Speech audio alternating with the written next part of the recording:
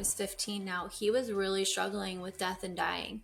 And like waking up every night, coming in my room, being like, Mommy, I don't want to die. Like, I'm so scared to die. And like, you know, just really struggling with that whole concept of death. And he came home from school one day and we're driving in the car and he goes, Mama, I just want you to know I'm not afraid to die anymore. And I'm like, that's great, buddy. But like, how did you get there? Right? Like, and he's like, well, Jesus and his angels were sitting on my bed last night. And they told me that I don't need to be scared to die because Jesus has already died for me. And when I die, I get to go home and be with him.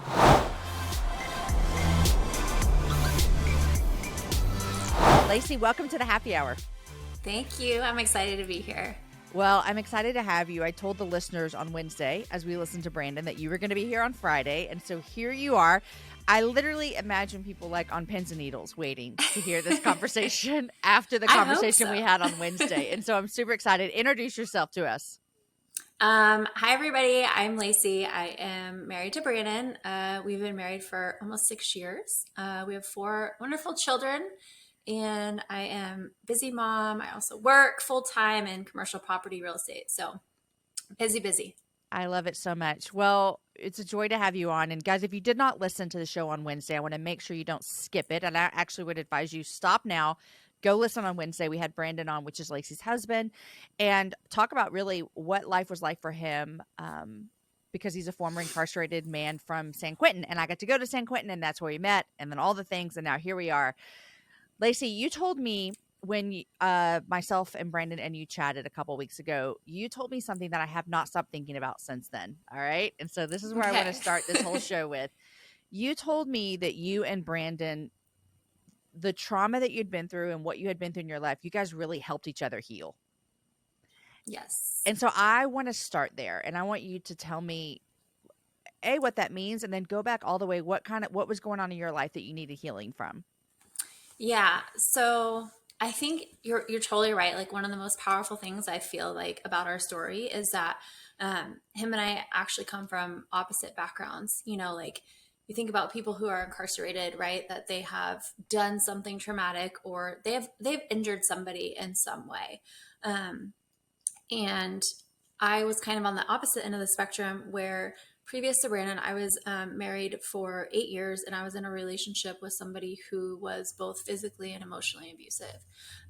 So I was coming out of that and I never expected to meet somebody who would heal me that was on the opposite end of the spectrum. Somebody who had been, you know, an offender and who had hurt another person, who had hurt another family, and who had caused damage to actually be the person that came into my life and was able to give me perspective and give me healing from the trauma that I had been through.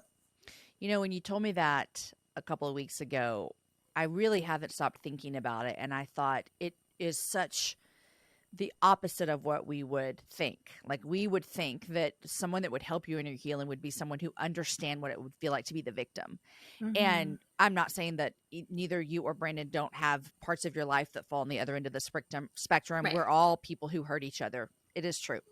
But in the way that you guys have both been hurt and the way that Branden has been an offender, it doesn't make sense logically. Mm-hmm. And so what was it? Like, talk to us a little bit about, like, what was it that Branden was able to help you heal with, knowing that he was not the victim, he was the offender?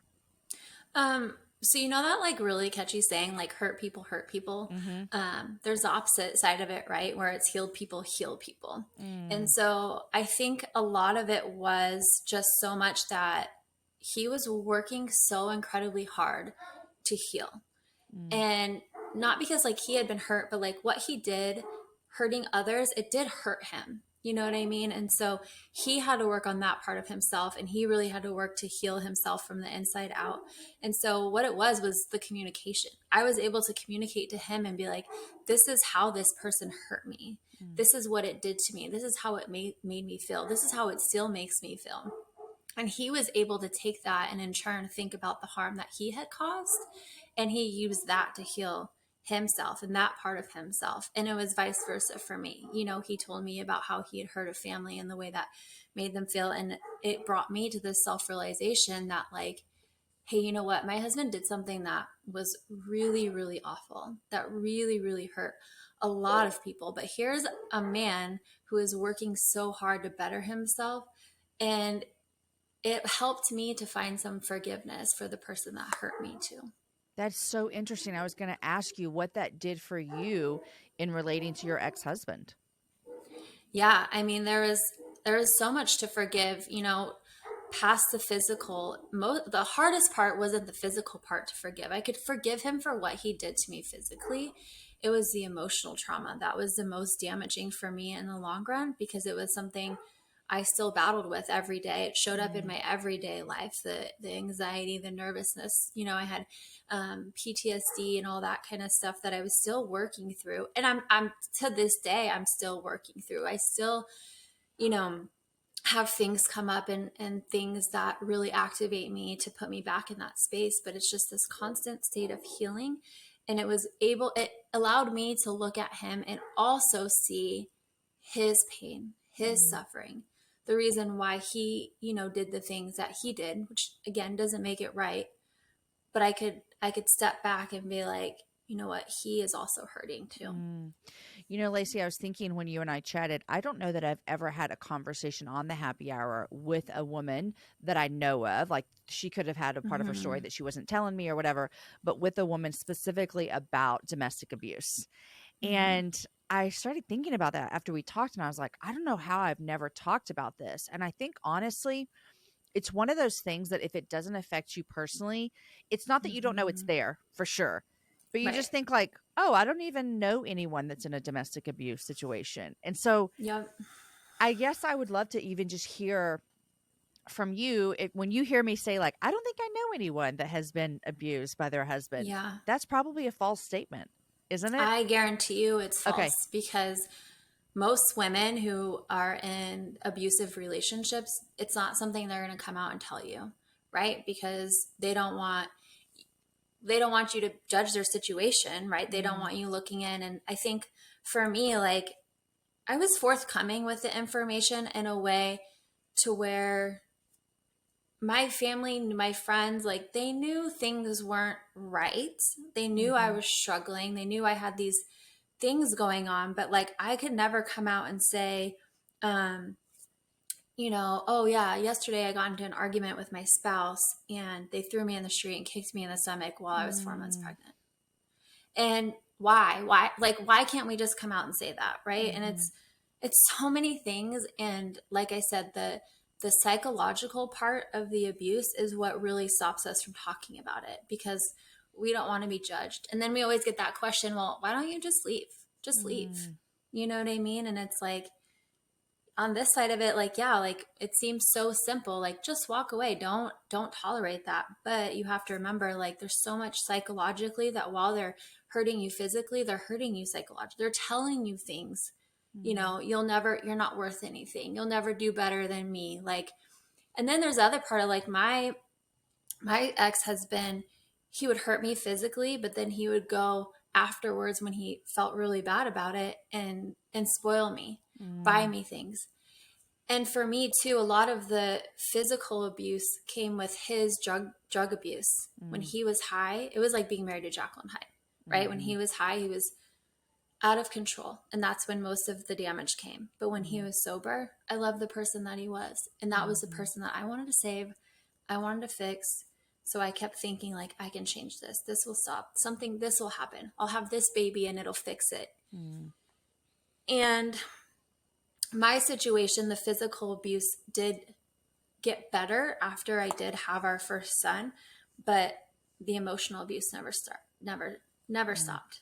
But that's where I justified. That was my justification. At least he's not hitting me. I was having a conversation with a friend recently, and I live in Austin, and there was a domestic abuse situation in the news, and her and I were talking about it. And she told me a story about how she had been friends with a woman. This was a long time ago. And the woman had gone to the police to tell about her abuse. And then everything just got real all of a sudden. And they were about to put stuff into action. And all of a sudden she recanted. And she's like, no. Just give him to me. I can take care of this. It's okay. The same person who, I don't remember where they lived at the time, Minnesota or something. The same person who had just done some of the things that you're just saying, And in my mind, as someone who's never been at the hand of abuse, I'm like, I don't understand. Like, why wouldn't you just turn him in?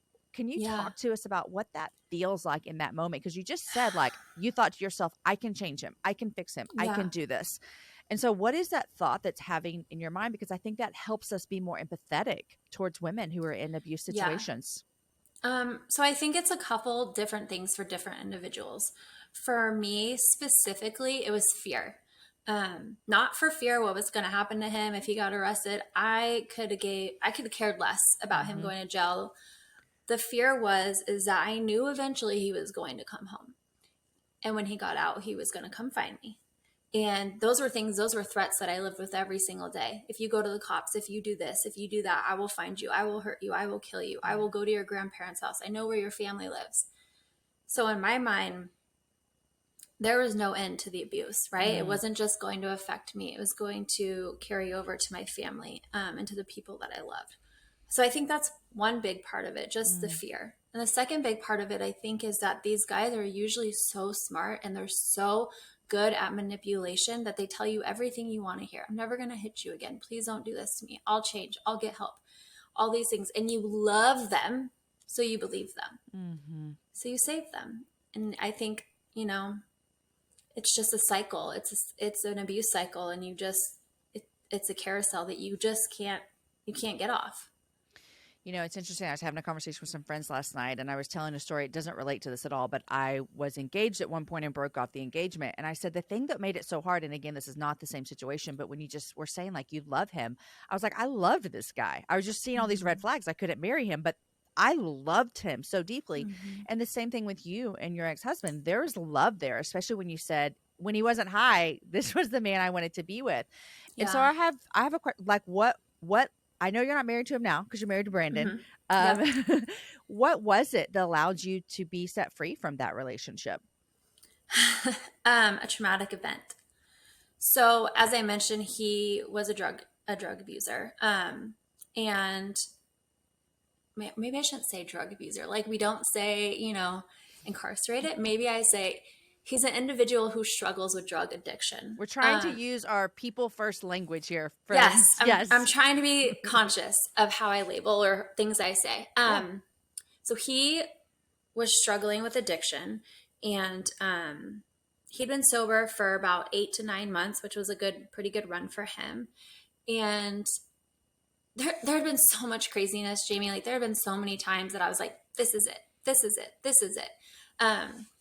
But this last time, I had just had our third child, so my fourth child, because I have an older daughter from a previous relationship. So his and I's third child, and she was about, she had to be like, I don't even know now. I can't even put the time frames together. Mm-hmm. She was little. She was an infant, and he was downstairs in our kitchen, and our bedroom at the time was right above our kitchen. And he was downstairs in our kitchen. He was under the influence, and a gun went off in our house. Mm. And when it went off, it went up through our ceiling and was about 2 feet away from where she was sleeping next to my bed. And I woke up, I went downstairs. You know when you're sleeping and you like hear a sound, you can't what's happening? Put it together. So I went downstairs and I saw the hole in the ceiling, and I said, did you shoot that hole in the ceiling? And he goes, no. And I said, you did. Like, you obviously did. You're the only person down here. Right. And he was like, I have to leave, started arguing with me. And I was like, where are you going? It's the middle of the night. It's like 12 o'clock in the morning. Where are you going? He's like, I have to get gas. And I'm like, you don't need to be driving. Like, you're intoxicated. Why don't you go to bed? We'll figure this out tomorrow. And he was like, no, I'm leaving. And I was like, if you leave, I'm done. Like, I'm actually done. So he left, and I went upstairs. I went back to bed, and I was like, in the morning, I'm done. I'm going to pack my stuff. I'm not living like this. I'm not doing this to my children any longer. And so he left, and he never came back. And so I woke up about 3 a.m. to go see if he had come back, because usually he would fall asleep in the garage when he was, that intoxicated, and he didn't come back. And I looked at my phone. My mother-in-law had called me a bunch of times, had all these missed calls. Well, I ended up going to leave our neighborhood, and there was only one way in and one way out where we lived. And they had the whole entire neighborhood blocked off. The cops said you couldn't get in, you couldn't get out. And I just knew. And so I pulled over to the officer, and I'm like, listen, my husband left. I don't know where he is. He never came back. Was there an accident? And he's like, there is, but I can't tell you anything. And I was like, if I told you the vehicle, could you just tell me if that vehicle was involved? So they had a detective come over to me, and it was him. He had hit another truck head on, leaving the neighborhood. And they had to air evac him to a hospital. And long story short, he ended up having 100 cc's of blood on his brain. They didn't tell us if he was going to make it out of the surgery. They didn't know. He made it out of the surgery. He made a full recovery within 6 weeks and was back home. And here I am, because I told him I was going to leave him. And I'm like, well, I can't leave now. So I stayed. 6 months later, he relapsed again. And this time when he relapsed, he came home from the hospital. 6 months later, he relapsed again. And the doctors had told us, because of the part of the brain that he injured, they didn't know what that would look like, right? Like, they're like, all of his emotions and everything might be heightened. So when he relapsed this time, he was absolutely psychotic. I don't know how else to say it. He wanted to find a gun so he could shoot himself. And then it became, he wanted to find a gun so he could shoot me and himself. And so that night I called one of my best friends and I was like, you need to get here right now. I need you to help me get out of this house. And his sister had come into town and she was at our house as well. And that was actually how he ended up getting high, because she had her Xanax prescription in her purse. And he found it and ate the whole entire bottle. So I was like, told his sister, I was like, you need to get him out of the house, because I need to get myself and my children out of the house safely. And so she took him to the store. We lived in Arizona, where gun control was a little bit different. So we had guns and stuff in our house. So my friend and I started packing up all the guns so that he could have them and find them. So we put them all in her trunk of her car, because he knew that we obviously had a safe, but he knew the combination. And so that had happened. And as we were done, they pulled back up and I was like, oh my gosh, we're stuck, but at least there's no guns. Yeah. So, they came in and he's like, I'm going to go out back and smoke a cigarette. And so our back door had like a sliding glass door but you could see all the way through it to our front door. And I told my friend, I said, as soon as he goes outside, you go grab 2 of my babies. I'll grab my other babies. And we run. And that's what we did. We went in, we grabbed the babies. He saw us through the sliding glass door and came in the house and chased the kids and I out of the house with a knife in his hand. And my best friend slammed the screen door and told me to get in my car and drive away. And that's what I did. And that was it. I never looked back. Lacy, I'm like, I'm like having a moment of like, it feels like you're reading me a movie script, and I hope that's not offensive, but it sounds so like, wow, okay. And so you leave. He's literally chasing you. Violence is all around you. I'm curious as to what your faith was like in this time of your life. Like, I know that you love Jesus now. What did that look like then? So I was a believer at the time. A couple years before that, actually, my oldest son, who's 15 now, he was really struggling with death and dying. And like waking up every night, coming to my room, being like, Mommy, I don't want to die. Like, I'm so scared to die. And like, just really struggling with that whole concept of death. And he came home from school one day and we're driving in the car and he goes, Mama, I just want you to know I'm not afraid to die anymore. And I'm like, that's great, buddy. But like, how did you get there? Right? Like, and he's like, well, Jesus and his angels were sitting on my bed last night. And they told me that I don't need to be scared to die because Jesus has already died for me. And when I die, I get to go home and be with him. And it still makes me bawl my eyes out to this day, because I had to pull my car over and like have that moment of, where did this come from? I never talked to my kids about Jesus. I never talked to my kids about dying. And so I literally sat in my car and started calling all of my closest friends. Hey, did you have this conversation with my son? No. I called his preschool teacher, who was actually Mormon. And so I was like, listen, like, this is what Kane told me. And she's like, nope, didn't come from me. And so I got home that night and I just like asked him again. I'm like, tell me again. And he's like, Mom, I'm telling you, Jesus sat on the end of the bed and told me I don't need to be scared to die. And I'm like, that's it. We're going to church. So we literally started going to church, and that's pretty much how I came to know Jesus, and my kids have a relationship with Jesus. And yeah, I've never been able to rationalize or, how that happened, other than it was true that he really saw Jesus in that moment, and that brought him that peace. Wow. I was not expecting that, Lacy. I know. I'm um, sorry. it's crazy because, we just did a series in April on the Happy Hour on unreached people groups, and we pray for unreached people groups around the world, like to literally see Jesus in dreams. Like we pray for that all the time, and I just think, man, what would it look like as parents as we prayed? You just give me a great hope for like Jesus to show up to my kids in dreams. Yeah. So you escape and you get through, and I understand that probably freedom from that also came at a cost. I mean, now you're a single mom with 4 kids. Yeah. And so you might have had freedom from there. We could spend a lot of time talking about what happens next, but I would love if we Yeah. could fast forward a little bit to when you and Branden meet. Because here's the deal. After I got done with Branden's episode, I was telling a friend here, and I was like, listen, listeners are going to have so many questions because we did not fill in any of the blanks. I was like, Yeah. but Lacy's going to come on and we're going to fill in the blanks. And so I would Okay. love for you to fast forward a little bit. I don't want to be insensitive to pushing No, past what you're you went fine. through in those years, but I do want to fast forward a little bit to now you are a single mom, 4 kids. Yep. We know you're married to Branden now, but tell us how this all happened. So I used to tattoo model, and in doing Which, that, let's just pause for a second. You told me that a couple weeks ago, and I was like, that's the coolest job I've ever heard. Tattoo model. Okay, carry on. yeah. Okay. So, but anyways, I would like go do conventions and stuff like that. And so Branden used to be friends with another girl that I tattoo modeled with, and that's when him and I had like met. But obviously, I was married at the time. That was previous to his incarceration. Am I right? Correct. Okay, Yes. got it. I Just was wanna get the married. timeline.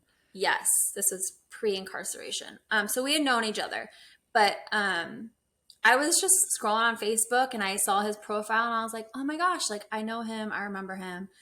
Sent friend requests, and then I had no idea like what had happened, right? Like I didn't know anything that had happened to him, whatever. So he ended up messaging me, and I was like, oh hey, Facebook told me to tell you hi, but like also, do you remember me?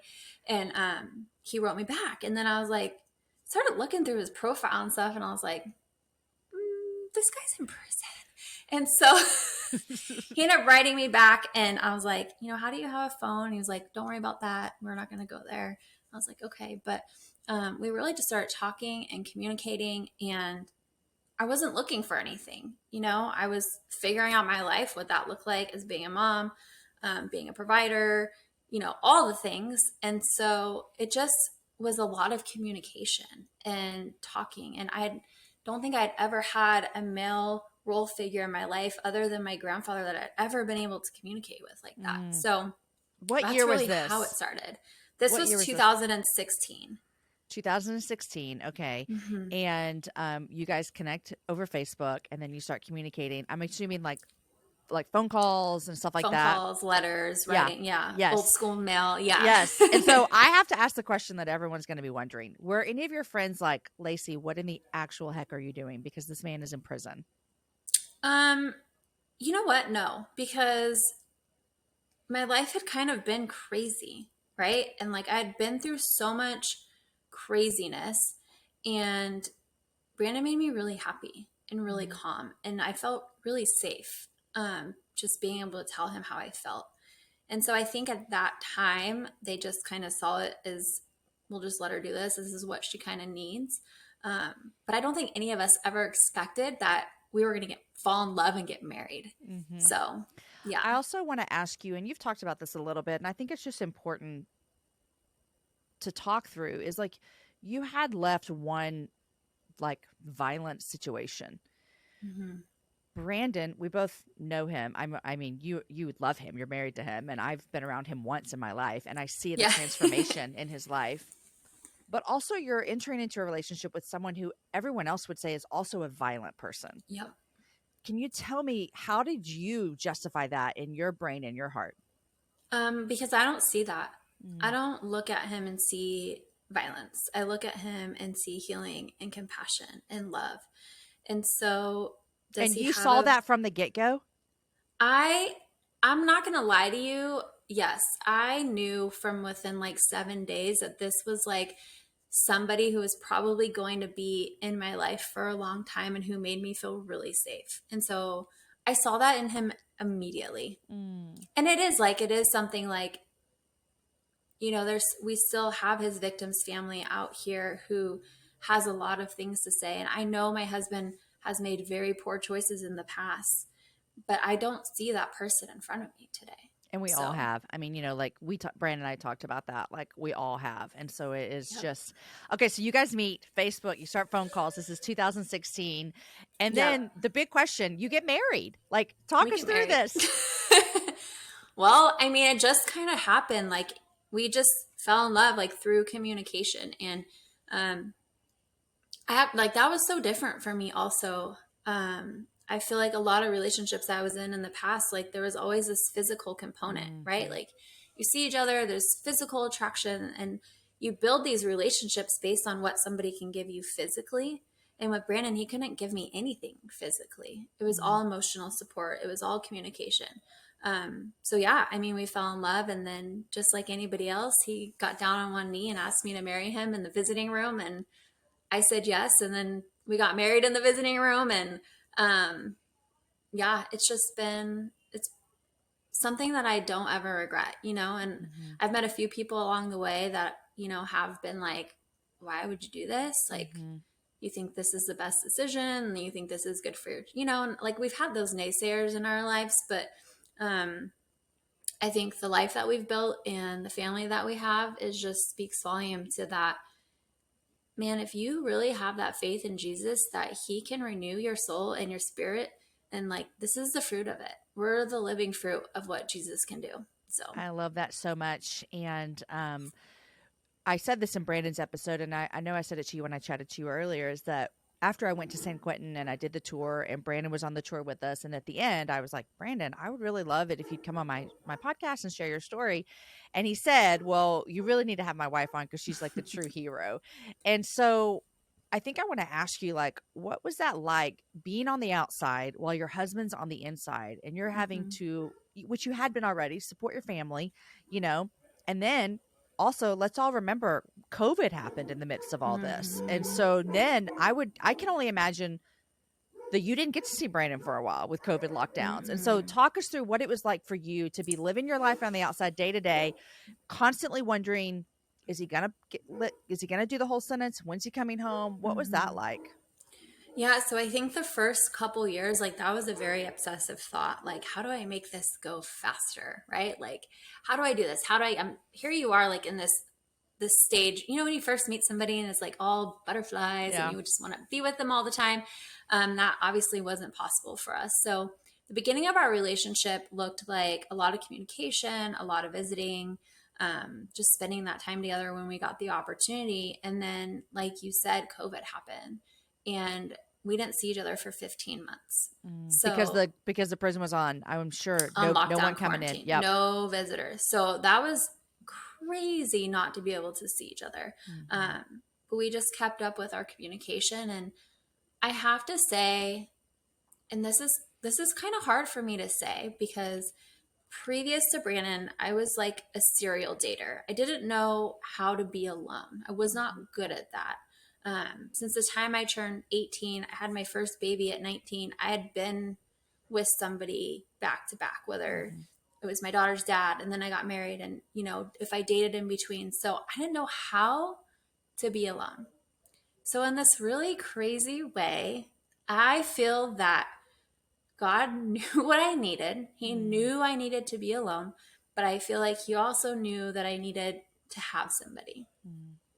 And in a crazy way, He gave me the best of both worlds Mhm. because He gave me the time to be alone and figure out, first of all, how to deal with all of the trauma, right? How to address the PTSD and deal with the anxiety and all those things. And then He threw me into a career, something that I never really had and didn't know that I needed. So I started a job and worked my way up. And so here I am now, you know, figuring all these things out. And then He gave me the opportunity just to be with my babies all the time, Mhm. and be a mom and figure out who I was because I lost so much of who I was. So Mhm. for me, Branden's incarceration was so healing because I knew I had him. I knew he loved me. I knew he supported me. We had great communication, but I was able to grow so much during that time. Um, but it's hard. I don't want to like fantasize that. It's hard not being with the person you love, and it's hard being a single mom, especially in California. Like it's crazy out here. It's crazy expensive. So it came with struggles, of Mm-hmm. course, but I just had this faith that everything was going to be okay and Mm-hmm. Branden was going to come home and it was all going to be in God's perfect timing because I couldn't figure it out. I couldn't figure out the time. I had to Yeah. just, here you go. I'm going to let you, Mm-hmm.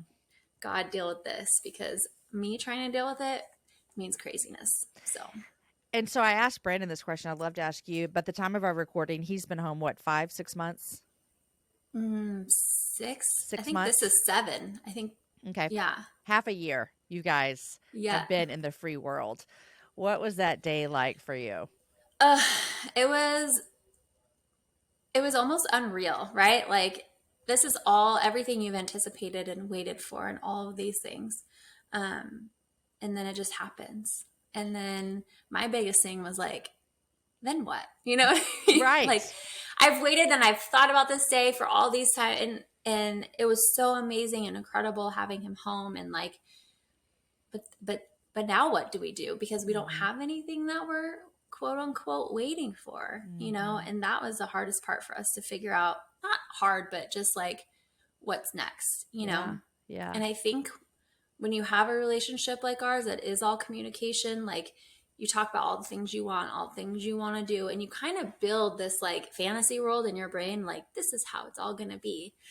And then you come home and then it's like reality of like, oh wait, I still have to work a job and he has to work a job and he has to go check in with parole and like we have all these responsibilities. And so um yeah, we're just living real life, you know, together. So What was it like for you to have, maybe for the first time ever, a father figure in the home that you trusted your kids with, that you knew was going to like care for them and love them and had a faith that you shared? What has that been like?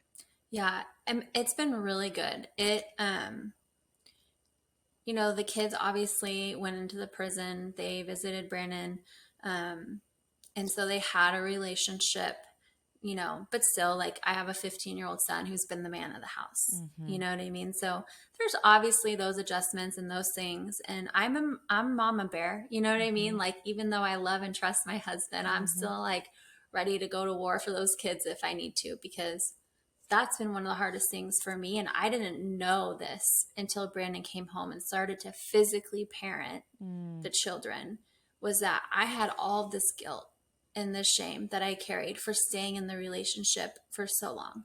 And not that my ex never hurt like never physically hurt our children, but I still felt like I didn't do a good job protecting them. And so that's something that I'm working through now because, you know, Branden will be having a deep conversation with one of our kids and I'm like, oh, is it getting too intense? You know, like, do I need to jump in? And like, then I'm like, you need to sit back and just Mm. relax. So there's things coming up for me that I didn't realize I was going to struggle with because I haven't physically been in the presence of a man, you know, in all that time. So Yeah.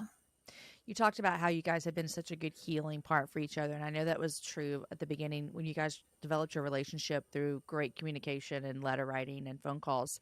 What does that look like for today? Because you're both still on a journey of healing. You know, mm-hmm. Branden's been out 7 months. You have a past that's been super traumatic. In his own way, he has a past that's been super traumatic. Yeah. What does it look like for two people who are trying to heal together, who are bringing all their own stuff to the table, trying to follow Jesus, trying to parent 4 kids? How are you guys intentional about that healing together? Yeah, I think again, it just is a lot of conversations. Um, and for me, it's been, like I said, all these little surprise things that I didn't know were going to um, be activating for me. Um, we have a really good friend who runs on site. They're a mental health rehabilitation, all kinds of things. And we used to always say triggered. Branden and I used to be like, I'm triggered. Mm-hmm.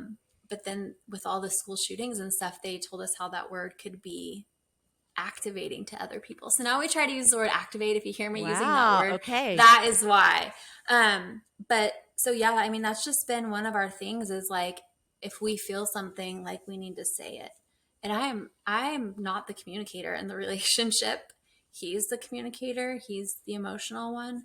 But it's just this like, it's a journey, right? And it's just figuring out what works, figuring out what doesn't work, counseling, you know, whatever it takes just to build that relationship and continue that healing and communication.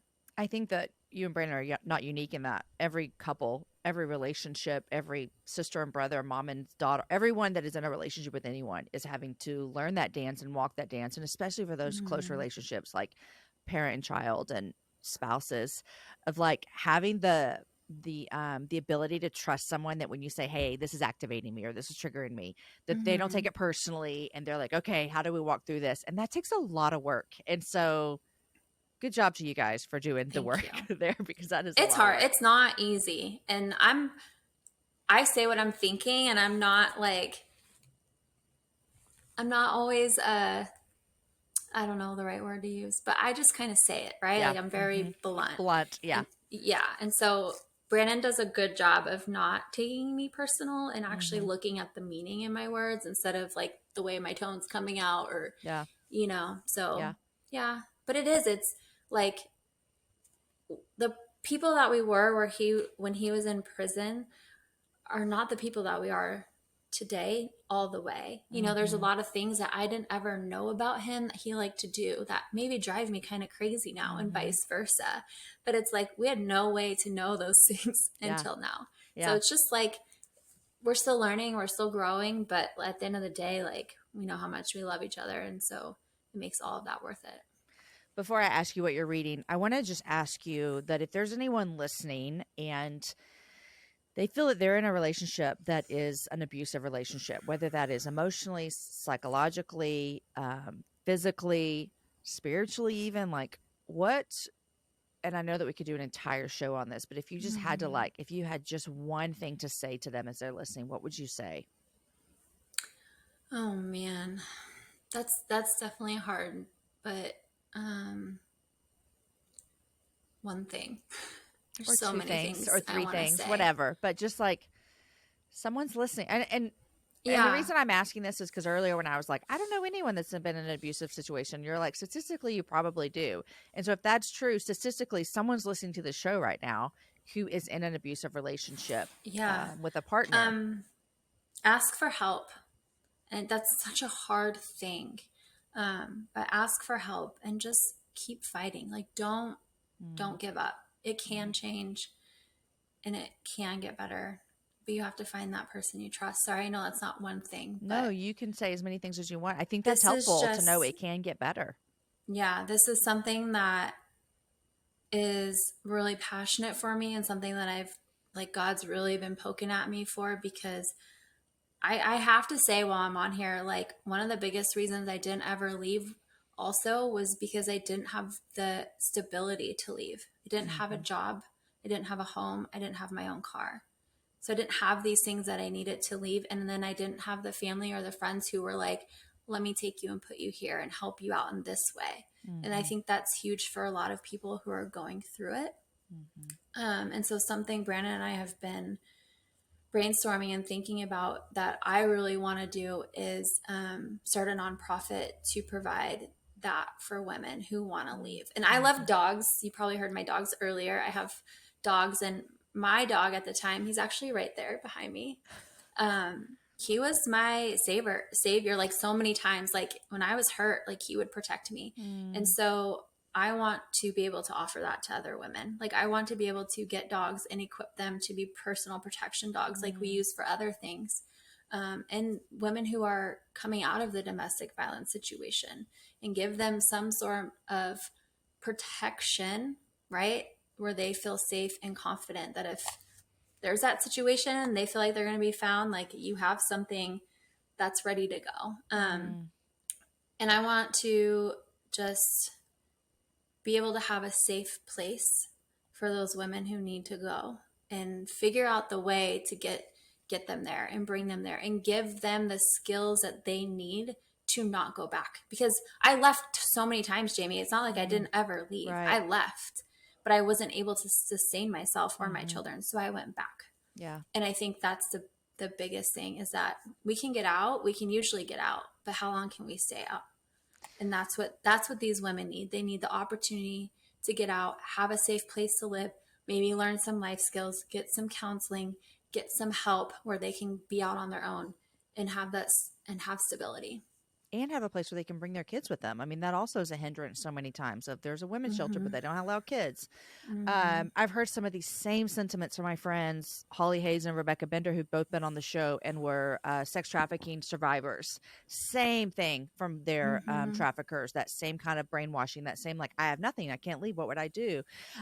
Well, I can't help but see the beauty in how you and Branden are both giving back and serving and desiring to make things better from situations you both came out of, whether that is the incarcerated population or women who are survivors of domestic abuse. And so I am just over here like one big proud fan, just clapping my hands for you guys, and I can't wait to see what you guys Thank do. you. Lacy, what are you reading these days?